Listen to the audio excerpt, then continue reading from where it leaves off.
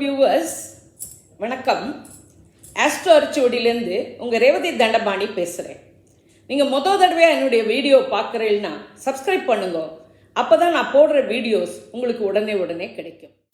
அன்பர்ந்த மிதுன ராசி, மிதுன லக்ன, மிருகசீர்ஷம் 3-4 பாதம், திருவாதிரை, புனர்பூசம் 1-2-3 பாத நட்சத்திர நேயர்களே, உங்களுக்கான ஜனவரி 2025 மாத ராசி பலன்கள். உங்கள் ராசிநாதனும் 4 குடையனுமான புதன் 7ஆம் இடமான தனுசில் மாத முதற்பகுதியிலும் ஜனவரி 19க்கு பிறகு 8ஆம் இடமான மகரத்திலும் சஞ்சரிக்கிறார். 7ஆம் இடமான தனுசிலிருந்து உங்கள் ராசியை பார்வையிடும் ராசிநாதன் உங்களது புத்தி கூர்மையை மேம்படுத்துவார். மாணவர்கள் கல்வி வகையில் அவர்கள் நினைத்த இலக்குகளை அடைய முடியும். கல்வி சிறக்கும்.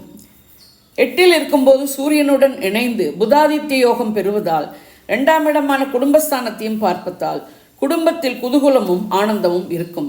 சிந்தனைகள் சிறப்பாக இருக்கும். ஆனால் தீவிரமான சிந்தனையில் ஈடுபடாதீர்கள். சுக சௌகரியங்கள் மேம்படும். வீடு மனை வாகன சுகங்களும் நன்றாக இருக்கும். தாயின் உடல்நிலையில் குறிப்பிட்ட முன்னேற்றம் இருக்கும். 2 குடைய சந்திரன் 8ஆம் இடமான மகரத்தில் இருக்க மாதம் பிறக்கிறது.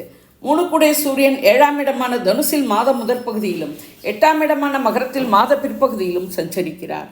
எனவே மாத முதல் பகுதி அரசியல்வாதிகளுக்கும் அரசாங்க காரியங்களுக்கும் மேன்மை தரும். உங்கள் முயற்சிகள் மாத முற்பகுதியில் வெற்றியடையும். தைரியம் வீரியம் மேலோங்கும். இளைய சகோதரர்கள் ஒரு சமயம் இருப்பது போல் மறுசமயம் இருக்க மாட்டார்கள். 5-12 குடைய சுக்கிரன் 9ஆம் இடமான கும்பத்தில் சனியுடன் இணைந்து சஞ்சரிப்பது சாதகமான அமைப்பு. மனமகிழ்ச்சி பெருகும். குழந்தைகள் கல்வி கேள்விகளிலும் பல வகையிலும் மேம்படுவர். விரயங்கள் அலைச்சல்கள் இருக்கும். பெண்களின் தேவைகள் யாவும் பூர்த்தியாகும். வீட்டிலும் அலுவலகத்திலும் பெண்கள் மேன்மை அடைவர். கலைத்துறையினருக்கு சாதகமான மாதம். திருமண ஏற்பாடுகள் செய்யலாம். காதல் விவகாரத்தை வீட்டில் தெரிவிக்க உகந்த நேரம் இல்லை. 6-11 கூடிய செவ்வாய் ஜனவரி 18 வரை கடகத்தில் நீச்சமாகவும் பிறகு வக்கரகதியில் மிதுனத்திலும் சஞ்சரிக்கிறார். 6 கூடிய செவ்வாய் உங்கள் ராசியிலும் ராசிநாதன் 8இல் சஞ்சரிக்கும் காலம் உடல்நிலையில் சிறிது பாதிப்பு ஏற்படலாம். நீண்ட நாளை ஆசைகள் நிறைவேறுவதில் தடைகள் இருக்கலாம். லாபங்கள் கிடைப்பதில் தாமதங்கள் இருக்கலாம். மூத்த சகோதரர்கள் ஒத்துழைப்பது கடினம். 7-10 கூடிய குரு 12ஆம் இடமான ரிஷபத்தில் சஞ்சரிக்கிறார். சுப விரயங்களும் அலைச்சல்களும் வீட்டில் விருந்தினர் வருகையாலும் கொண்டாட்டங்களாலும் ஏற்படும். கணவன் மனைவி உறவு அந்யோன்யமாகவும் அன்பு பாசத்துடனும் இருக்கும். நண்பர்கள் தொழில் கூட்டாளிகள் ஒத்துழைப்பர்.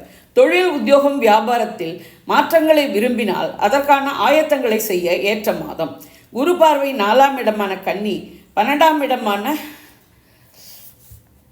6ஆம் இடமான விருச்சிகம், 8ஆம் இடமான மகரத்தில் விழுகிறது.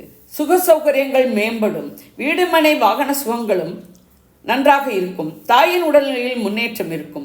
எதிரிகள் பலமிழப்பர். பழைய கடன்கள் அடைபடும். உடலில் இதுவரை இருந்த நோய் தீரும். நிலுவையில் இருந்த வழக்குகள் முடிவுக்கு வரும். 8-9 கூடிய சனி 9ஆம் இடமான கும்பத்தில் சுக்கிரனுடன் சஞ்சரிப்பது சாதகமான ஒரு அமைப்பு. சனி பார்வை 11ஆம் இடமான மேஷம், 3ஆம் இடமான சிம்மம், 6ஆம் இடமான விருச்சிகத்தில் விடுகிறது. கடின முயற்சி ஒன்றே நன்மை தரும். ஃபைனான்ஸ் விஷயத்தில் கவனமாக இருக்கவும்.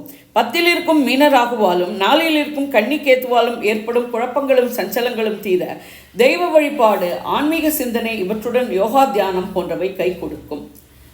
பெருமாள் வழிபாடும் விநாயகர் வழிபாடும் மேன்மை தரும். சந்திராஷ்டம தினங்கள் ஜனவரி 1-2-3 காலை 29-30 ஆகிய தினங்கள்.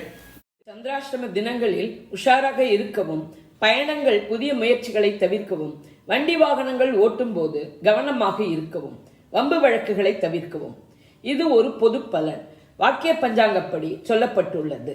உங்கள் பிறந்த ஜாதகம், தசை, நடப்பு புக்திப்படி பலன்கள் வேறுபடலாம். நீங்கள் இதே லக்னமானால் இந்த ராசிக்கான பலனையே எடுத்துக்கொள்ளலாம். வேறு லக்னமானால் உங்கள் லக்னம் விழும் ராசியின் பலனை எடுத்து ஒப்பிட்டு கொள்ளவும். நான் கொடுத்த இந்த வீடியோ உங்களுக்கு பிடிச்சிருக்கும்னு நினைக்கிறேன். பிடிச்சிருந்ததுன்னா லைக் பண்ணுங்க, ஷேர் பண்ணுங்க, கமெண்ட் பண்ணுங்க. நன்றி, வணக்கம்.